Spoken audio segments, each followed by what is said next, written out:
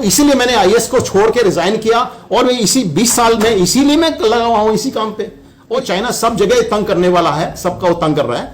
ये अगर हम ध्यान में नहीं रखेंगे तो फिर हमारी गलती हो जाएगी। बाकी देशों को हमारा अगेंस्ट जाने के लिए प्रोत्साहित करते हैं। ये श्रीलंका हो या बांग्लादेश हो, सबको ये, या नेपाल हो, सबको प्रोत्साहित करते कि चाइना इंडिया के अगेंस्ट जाए। मुस्लिमों को उन्होंने कैंपों में रखा हुआ है। बहुत ही घटिया टाइप की पार्टी है। जिनपिंग के जो प्लांट किए हैं सारे के सारे मीडिया में उसने पैसे दे के लोगों को प्लांट किया हुआ है सारे वर्ल्ड में।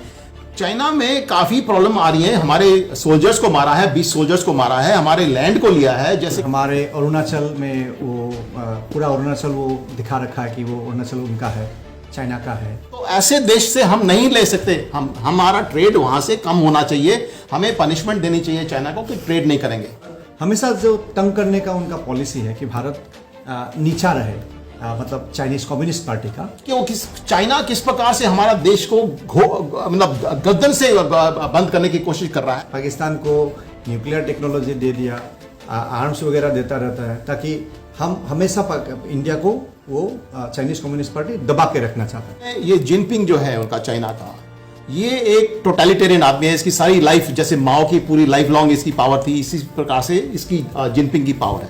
और अब तो चाइना के इशू के कारण चाइनीज कम्युनिस्ट पार्टी का जो पॉलिसीज है कि भारत को नीचा करना है, तो उनका ये बहुत डेंजरस पॉलिसी ये है कि साथ में आओ, साथ में बढ़े। ऐसा नहीं है, हम बढ़ेंगे और दूसरों को लात मार के हम लोग गिराएंगे वर्ल्ड के भले के लिए, क्योंकि ऐसा सीसीपी जैसा पार्टी वर्ल्ड में होना नहीं चाहिए।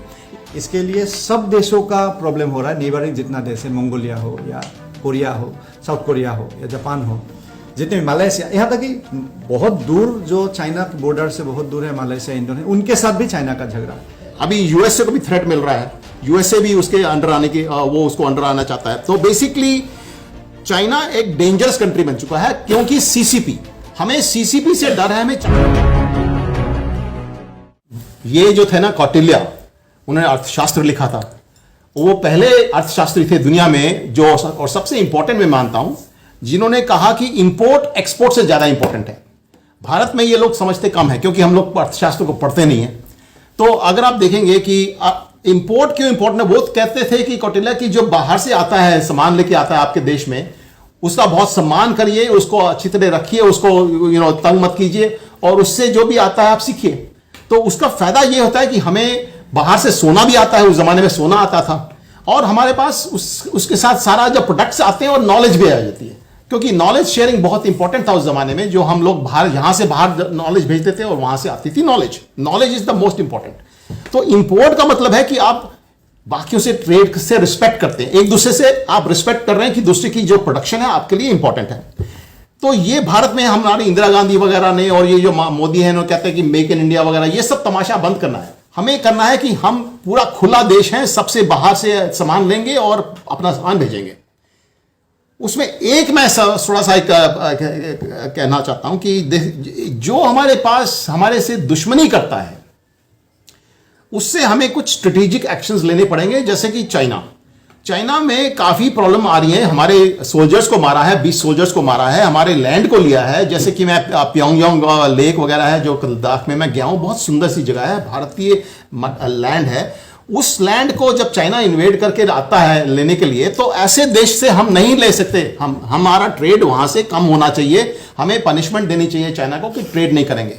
सवाल ये उठता है कि वो हमारी समृद्धि कम करेगा, पर वो हमारे जब सोल्जर्स को मार रहा है, हमारे देश की जो प्रोटेक्शन को, जो नेशनल सॉवरेंटी को, जो बॉर्डर को प्रोटेक्ट कम कर रहा है, तो हमें उसको ज्यादा इंपॉर्टेंस देनी पड़ेगी। और अगर हम पूरा ओपन ट्रेड करते हैं तो वैसे ही समृद्ध हो जाएंगे।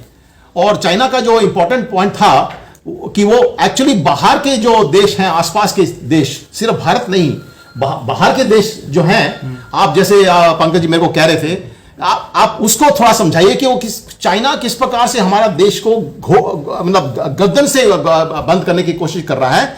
उसको हम नॉर्मल देश की तरह ट्रीट नहीं करेंगे, और चाइना से हमारा ये संबंध लिमिटेड होना चाहिए, और इसमें ही एक प्रोविजन है, वरना ओपन ट्रेड जरूर है।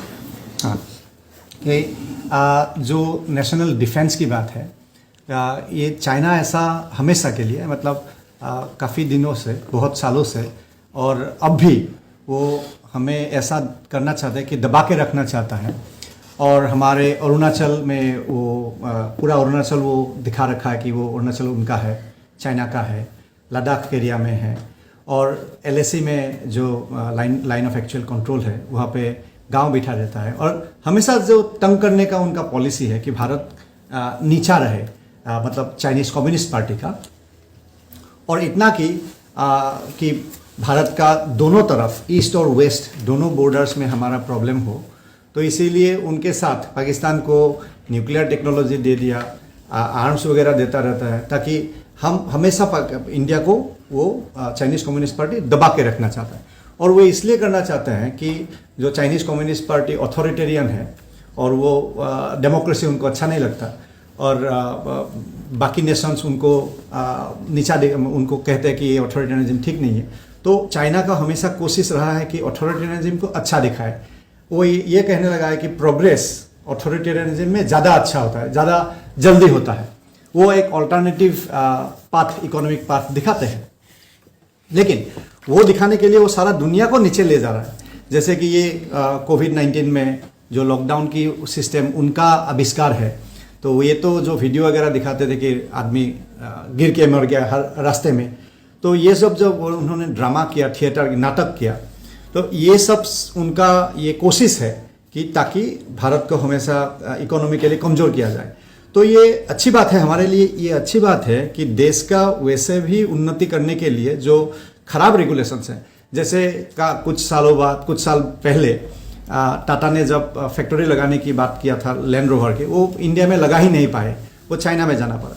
तो वैसे भी हमें रेगुलेशंस को अच्छा करना है इकोनॉमी को, ताकि हमारे यहाँ प्रोडक्शन बढ़े। और अब तो चाइना के इशू के कारण चाइनीज़ कम्युनिस्ट पार्टी का जो पॉलिसीज़ है कि भारत को नीचा करना है, तो उनका ये बहुत डेंजरस पॉलिसी ये है कि साथ में आओ, साथ में बढ़े। ऐसा नहीं है हम बढ़ेंगे और दूसरों को लात मार के हम लोग गिराएंगे। ये जो चाइनीज़ कम्युनिस्ट पार्टी का पॉलिसी है, इसके लिए सब देशों का प्रॉब्लम हो रहा है। नेबरिंग जितना देश है, मंगोलिया हो या कोरिया हो, साउथ कोरिया हो या जापान हो, जितने मालयसिया, यहाँ तक कि बहुत दूर जो चाइना के बॉर्डर से बहुत दूर है मालयसिया, इंडोनेशिया, उनके साथ भी चाइना का झगड़ा है। तो बाकी देश भी यही चाहते हैं कि भारत का रेगुलेशन अच्छा हो ताकि भारत में इन्वेस्ट कर सके। ऐसे भी हमें ये रेगुलेशन, जो खराब रेगुलेशन है, उनको हटाना है, लोगों को इकोनॉमिक फ्रीडम देना है ताकि काम कर सके, समृद्धि बढ़े, देश का वेल्थ बढ़े, हर एक इंसान उनका समृद्धि हो। तो ये चाइनीज़ कम्युनिस्ट पार्टी के जो स्ट्रेंगुलेशन, हमें दबा के रखना जो पॉलिसी है, उसको भी अटैक कर पाएगा। और हम भी चाइना में जितना प्रोडक्शन होता है, एप्पल का हो या 80% या 90% जो टॉय मार्केट है, सो प्रोडक्शन सब चाइना के, वो हम कर सकते हैं। इंडिया में क्या नहीं है, सिर्फ एक ही नहीं है अच्छा रेगुलेशन। ये रेगुलेशन जो खराब पॉलिसी से ये अगर हम हटा दे तो हम चाइना से ज़्यादा आगे बढ़ सकते हैं। और तब चाइना का जो ये पॉलिसी है हमें स्ट्रेंगुलेट कर देंगे, हमारा दुश्मन बनाएंगे, बाकी देशों को हमारे अगेंस्ट जाने के लिए प्रोत्साहित करते हैं। ये श्रीलंका हो या बांग्लादेश हो, सबको ये, या नेपाल हो, सबको प्रोत्साहित करते कि चाइना इंडिया के अगेंस्ट जाए। तो इसके लिए शॉर्ट रन में हमें अगर कुछ नुकसान भी भरना पड़े, हमें नुकसान भरना है। और हमें चाइनीज़ गुड्स के पीछे भागने के बजाय हम लोग इंडिया में बनाने के लिए जो पॉलिसीज है वो करना चाहिए। वो हम हर एक भारतीय को ये पता चलना चाहिए और ये डिमांड होना चाहिए कि गवर्नमेंट, कोई भी सरकार, पार्टी का सरकार हो, कि वो ये कंपेल हो जाए, बाध्य हो जाए कि ऐसा रेगुलेशन आए जिससे हम चाइना को बीट कर सके। ये नेशनल इंटरेस्ट, सबके इंटरेस्ट। और केवल चाइना को बीट करने की बात नहीं हो रही है एक्चुअली। चाइना बीट अगर हम करें तो वो तो होता है कंपटीशन में कि दूसरों से हम कम्पीट कर रहे हैं। अब हम बात कर रहे हैं ये जिनपिंग जो है उनका, चाइना का, ये एक टोटलिटेरियन आदमी है। इसकी सारी लाइफ, जैसे माओ की पूरी लाइफ लॉन्ग इसकी पावर थी, इसी प्रकार से इसकी जिनपिंग की पावर है। जिनपिंग का belt and road initiative, Jinping के जो प्लांट किए हैं सारे के सारे, मीडिया में उसने पैसे दे के लोगों को प्लांट किया हुआ है सारे वर्ल्ड में। और इसका जो है थ्रेट है, अभी यूएसए को भी थ्रेट मिल रहा है, यूएसए भी उसके अंडर आने की, वो उसको अंडर आना चाहता है। तो बेसिकली चाइना एक डेंजरस कंट्री बन चुका है, क्योंकि सीसीपी, हमें सीसीपी से डर है, हमें चाइना के लोगों से कोई प्रॉब्लम नहीं है, हम उनसे ट्रेड कर सकते हैं। वो मैं हमेशा क्लैरिफाई करना चाहता हूं कि हमें कभी भी चाइनीज लोगों से कोई प्रॉब्लम नहीं है। हमें उनके, वो हमारे दोस्त हैं, फ्रेंड्स हैं, जो भी अच्छे लोग हैं उनमें से। परंतु सीसीपी वर्ल्ड का दुश्मन है, भारत का दुश्मन है, वर्ल्ड का दुश्मन है।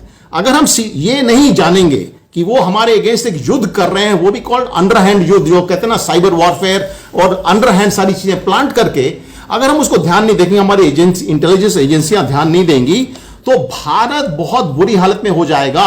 और इसीलिए हमें चाइना को इंपोर्ट एक्सपोर्ट में हमें बिल्कुल कंट्रोल करके रखना है, कि ताकि हम उनके साथ ट्रेड ना करें या मिनिमम ट्रेड करें और उनको पनिशमेंट दें, और उनको हम बहुत अंडर आवर कंट्रोल रखें। चाइना का जो है ये जो पोजीशन, ये I think it is quite different. ये नेशनल इंटरेस्ट या बोलते हैं डिफेंस के लिए और वर्ल्ड के भले के लिए, क्योंकि ऐसा सीसीपी जैसा पार्टी वर्ल्ड में होना नहीं चाहिए। इनके यहां डिसिडेंट्स हैं, मुस्लिमों को उन्होंने कैंपों में रखा हुआ है, बहुत ही घटिया टाइप की पार्टी है। ऐसी पार्टी को तो हमेशा किसी ना किसी तरीके से हम लोगों को एफर्ट करके कम करना है, उसको कमजोर करना है, उसको एक्चुअली खत्म करना है।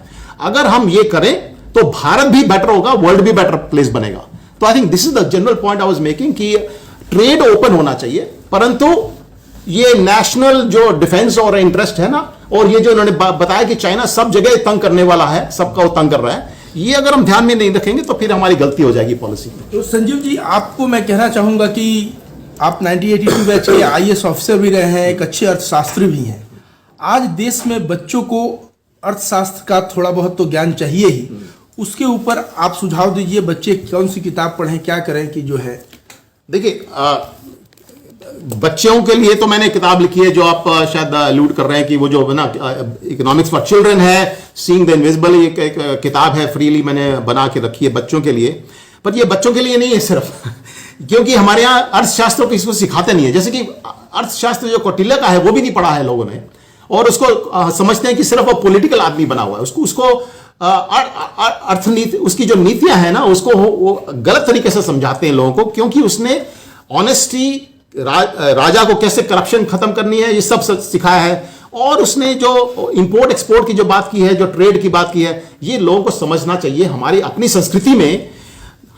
संस्कृति में सब कुछ लिखा हुआ है। आप राम राज्य की बात मैं करता हूं हमेशा, ये भी एक सिंपल सी बात है जो बच्चे समझ सकते हैं, सब समझ सकते हैं, कि देखो राम राज्य में आप मेरे को बताइए कि वो अपनी बसें चलाता था क्या, दिल्ली की जो बसें चलती हैं, या कोई अपनी फैक्ट्रियां चलाता था, कमीजें बनाता था, कोई सीमेंट बनाता था। तो Ram was a king. Ram राजा का काम है अपना काम करे, वो बिजनेस ना चलाए। तो ये हमारी संस्कृति है शुभ लाभ। हमारी संस्कृति में सब कुछ लिखा है, अर्थशास्त्र में सब लिखा है, हमारे शास्त्रों में लिखा है, हम उसको भूल चुके हैं। और ये जो आरएसएस वगैरह है ना, ये अपना उल्लू बना रहे हैं सबका, क्योंकि ये सारा का सारा कार्ल मार्क्स को कॉपी कर रहे हैं, सोशलिज्म को कॉपी कर रहे हैं। शुभ लाभ इनको लाभ पसंद नहीं है। और इन्होंने जैसे फार्मर्स लॉ थे, अभी फार्मर्स लॉ जो किए हैं, ये भी इन्होंने बंद करा दिए, क्योंकि इनमें इनको रिफॉर्म करने की बजाय उनको फार्मर्स को और तंग करना चाहते हैं। तो मेरा जो आपकी जो सवाल था कि बच्चों के लिए और सबके लिए हायेक है पढ़ना चाहिए, मिसेस को पढ़ना चाहिए, मिल्टन फ्रीडमैन को पढ़ना चाहिए। मेरी किताब तो छोटी सी बच्चों के लिए लिखी थी, सब पढ़ सकते हैं। मतलब एक जो टैक्स जो मिल्टन फ्रीडमैन कहते हैं, जो किसी को नजर नहीं आता, देखिए वो हिडन है ना, सीइंग द इनविजिबल होता है, मतलब जो चीज सीक्रेटली चलती है बिलो द टेबल, पता नहीं किसी को टैक्स हो रहा है। रोज टैक्स लगते हैं, 10% 20% टैक्स लग रहा है, ठीक है, जीएसटी ये वो सब लग रहा है, लोगों को पता है। पर उनको ये नहीं पता कि एक एक्स्ट्रा टैक्स लगा हुआ है, जो लगाया है उन्होंने मनी को प्रिंट करके, डेफिसिट फाइनेंसिंग। भारत में डेफिसिट फाइनेंसिंग चल रही है 70 सालों से। यहां पे डेफिसिट फाइनेंसिंग का क्या मतलब हुआ? सरकार ज्यादा पैसा खर्च कर रही है जितना कि टैक्स आता है। वो कहां से पैसा आता है? वो लेती है बोरिंग, वो सरकार अपना प्रिंट करती है या बोरो करती है, प्रिंट भी करती है, बोरो करती है, सेम चीज। तो अल्टीमेटली क्या होता है कि पैसे की वैल्यू हर साल खत्म हो रही है, उसको इन्फ्लेशन कहते हैं। और इन्फ्लेशन का सबसे नुकसान सिर्फ एक आदमी को होता है, वो है सबसे गरीब आदमी को, क्योंकि गरीब आदमी कैश में रखता है पैसा, और बाकी जो लोग हैं अपने स्टॉक्स में रखते हैं। जो रिच आदमी हैं, आपके जो बड़े बड़े बिजनेसमैन हैं, उनका पैसा कहां जाए? वो पैसा अपने बैंक में थोड़ा रखते हैं, वो तो अपना इन्वेस्ट करते हैं, कंपनियों में करते हैं। उनका पैसा इन्फ्लेशन से कुछ फर्क नहीं पड़ता उनको। वो जो गरीब है, जो पैसा जो कैश में रखता है पैसा, उसका पैसा हर साल 10% 15% खत्म हो रहा है। और इस प्रकार से 1 रुपए की चीज जो मेरे को, आपने ठीक कहा कि मेरे फादर की सैलरी होती थी, फादर की सैलरी स्टार्ट की थी शायद 100 रुपए के करीब स्टार्ट की थी, उनके फादर की सैलरी 30 रुपए थी, मेरी सैलरी 1200 रुपए थी IAS में। अब देखिए ये क्या हो रहा है कि उस जमाने में आप जो चीज ले सकते थे, आज उसको 1000 गुना ज्यादा देना पड़ रहा है। तो ये जो है ना नुकसान कर रही है भारत की सरकारें, सोशलिस्ट सरकारें, अपने जो मनी है जितना आता है उसमें नहीं रहती हैं और ट्रेडिंग अलाउ नहीं करती। जो बात कर रहे थे, हमारा मेन पॉइंट है कि भैया भारत को खोलो ट्रेड के लिए। और ये नहीं है कि जैसे पंकज जी ने कहा कि आप यहां पे ही प्रोड्यूस करो, आप कहीं से प्रोड्यूस करो, सस्ता में आए, पर अगर आप खोलोगे तो एक्चुअली यहां पे अपॉर्चुनिटी ज्यादा आएगी ना। इन्होंने जैसे कहा कि टाटास को भी बाहर जाना पड़ा प्रोडक्शन करने के लिए, क्योंकि देश को चोक करके रखा हुआ है। चाहे कांग्रेस हो, चाहे मोदी हो या कोई हो, सबके सब ने देश को बंद करके रखा है। आप कहीं भी जाके फैक्ट्री करने की कोशिश करेंगे, आपको तंग करेंगे लोग। आप कुछ भी करने की कोशिश करेंगे तो यहां पे आपको सरकार बाधा देगी। तो इसीलिए मैंने IAS को छोड़ के रिजाइन किया और मैं इसी 20 साल में इसीलिए मैं लगा हुआ हूं इसी काम पे। और ये बच्चों की बात नहीं है, सबकी बात है कि हमें अर्थशास्त्र सीखना पड़ेगा। अर्थशास्त्र के बिना हम लोग ऐसे जो सोशलिस्ट लोग हैं ना, उनके पीछे हम लगे हुए हैं और वो हमारा सत्यानाश कर रहे हैं। One more question and that is the last question, कि आप जो किताब का नाम बताए, एक चीज मैं पूछना चाहूंगा आपसे, कि जो मशीनीकरण हो रहा है आज, जिसकी वजह से रोजगार खो रहे हैं, अर्थशास्त्र में इसका कोई जवाब है क्या? बिल्कुल जवाब है। एक्चुअली ये जो सवाल है ना, ये लडाइट्स ने शुरू किया था। सबसे पहला सवाल इस प्रकार का हुआ था, बहुत जमाना हुआ था, स्विंग मशीन का कुछ बना था या कुछ बना था, तो सबने कहा कि देखो मशीनीकरण हो गया। 300 साल पहले की बात हो रही है, 300 साल पहले मशीनीकरण हो गया, सारी जॉब चली गई। चले जाइए, I would like to add one thing. ये बैंक यूनियन वाले जब ATM मशीन आया तो जो काउंटिंग मशीन उसका प्रोटेस्ट कर रहे थे, और कंप्यूटराइजेशन का यूनियन, बैंक यूनियन प्रोटेस्ट कर रहे थे कि कंप्यूटराइजेशन होगा, नौकरियां कम होगा। तो अभी इंडिया में सारे बैंक कोर बैंकिंग हो गया है, नौकरियां बैंक में कम हुआ है, ज़्यादा हुआ है। तो ये जो है, जो हम लोगों का विश्वास है कि मशीन आएगा और हमारा काम खत्म करेगा। वो ब्रिटिश के ज़माने पंखा खींचने के लिए एक आदमी रहता था, और उस तब से ऐसा जो लुडाइट्स कहते हैं उसको, सो संजीव जी ने तो बेसिकली पॉइंट ये है कि देखिए, जब आपका प्रोडक्शन की, एक आदमी फालतू से पंखा चला रहा है, लेटर से सीधी सी बात है, ठीक है, पंखा आपने ऑटोमेट कर दिया, मशीन आ गई, चलो उसकी नौकरी गई, तो उसकी नौकरी गई। पर अब उसका क्या हुआ, उसके पास और जो मोर प्रोडक्टिव काम है ना, बहुत सारे प्रोडक्टिव काम जो होते हैं वो नहीं हो पाते, क्योंकि हमारे पास टाइम नहीं है। उसका जो टाइम है वो और प्रोडक्टिव काम में चला गया। हाँ, और प्रोडक्टिव काम जब करता है एक लेबर, उसका तनख्वाह भी बढ़ जाती है। इसी प्रकार से पिछले 300 साल से सारे वर्ल्ड में एवरेज इनकम 30 गुना ज्यादा हुई है, क्योंकि इंडस्ट्रियलाइजेशन हुई और मशीनीकरण हुआ। उससे आपका जो काम पहले आपको खुद करना पड़ता था, वो मशीन कर रही है। फिर आपके पास टाइम बचा है कि आप अपने टाइम और करें और काम कर सकते हैं, तो आप और प्रोड्यूस कर सकते हैं। तो यही होता है सीक्रेट ऑफ सक्सेस। मशीनीकरण के बिना तो आप आगे नहीं बढ़ सकते देश में। इसमें मैं एक बात जोड़ना चाहता हूँ कि जब पंकज जी ने कहा कि कंप्यूटर आ गया तो उसका विरोध हो गया, लेकिन आज में भारत का सबसे ज्यादा एक्सपोर्ट तो सॉफ्टवेयर है। हाँ। जो कंप्यूटर के जरिए आया।